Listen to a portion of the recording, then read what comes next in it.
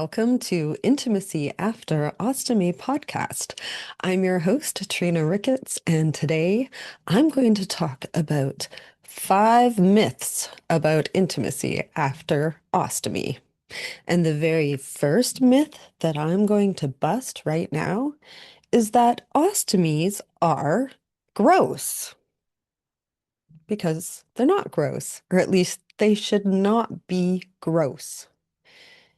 If you have the right system for you and you're taking care of it properly, you should never have a smell. There should never be any issue that makes it gross.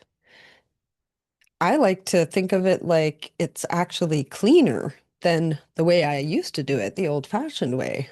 A lot harder to keep that clean way back there where the sun don't shine, where you can't even see, than it is to just keep this little edge of your bag clean after you change your bag or empty your bag.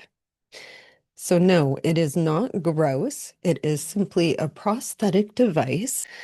The next myth that I want to bust is that people with ostomies can't lie on their stomach. How can a person get a super sexy massage if they can't lie on their stomach, right? Well, the good news is you can lie on your stomach even if you have an ostomy bag. You might want to manage your diet or take like an Imodium or an Gas-X in advance to make sure that your bag doesn't blow up with air, or don't eat a lot of food in advance before your massage or before your intimate encounter. Figure out how to manage your own bag so that it's doing what it does at more convenient times of the day. It's not hard to do, and once you get into the regular system of it, the habit, the routine, it just becomes a part of your life and the way that you live. So, yes, you can lie on your stomach. That's a myth that's been busted. Number 3, people with ostomies can't go in a hot tub. You want to have a little hot tub romance with your lover? Well, guess what? That's a myth too, because not only can we go in hot tubs, we can go in pools, we can go in lakes, oceans, rivers, showers. We can get it wet. And depending on which company your bag is with, I mean, I'm pretty sure they all dry off pretty easily. I know that mine do. And it just gotta dry them off with a towel and they're dry. As long as you have a system that fits you well and it's on there good and tight and it's not going to come off until you try to take it off, you can do anything. So don't let your bag stand in the way. Myth number 4. People with ostomies don't need intimacy anymore. And this goes along with our whole culture of desexualizing people with disabilities or people who are older. Guess what? We all have intimacy desires and needs. It doesn't go away just because we have a disability. And people with ostomies, we need your love and your touch and your sexy interest in us. We need to feel desired and loved, and that people want to hang out with us naked. We are just like every other human being in that way. And the final myth that I'm going to bust today is this belief that no one wants to date people with ostomies. Now, I know that's not true because I'm single, and guess what? People want to date me. And I don't think it's just because I'm a girl or just because I'm braver. I think confidence does have something to do with it, because confidence is an attractive quality and insecurity is an unattractive quality. But if you are having trouble finding someone who wants to date you and you think it's because of your ostomy bag. It's probably because of your insecurities about your ostomy bag.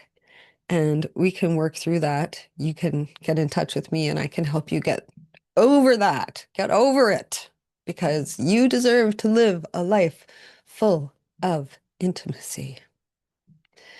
So the truth is that people do want to date people with ostomies. People want to find someone to connect with, and they're willing to put up with a lot of things, a lot of qualities that maybe aren't so great. In my last relationship, I had to put up with cleaning up after my partner. I had to put up with his own issues. He had issues, and I had to put up with them. We both had to put up with each other. That's just the way it is. Every relationship, there's going to be things that aren't that great about the other person.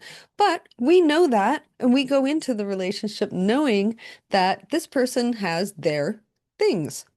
Someone who goes into a relationship with me will know that I have an ostomy bag.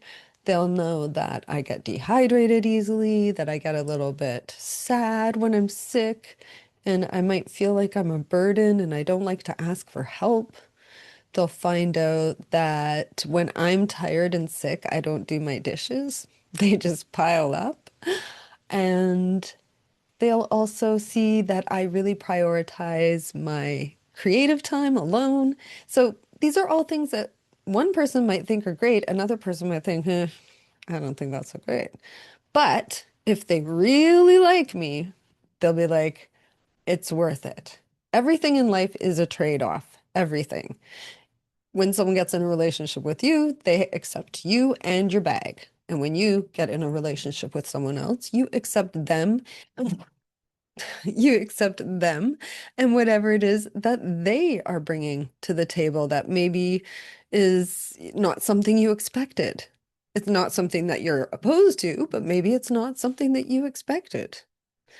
Do you go out and look for someone who does not have ADHD or who makes a certain amount a year in their income?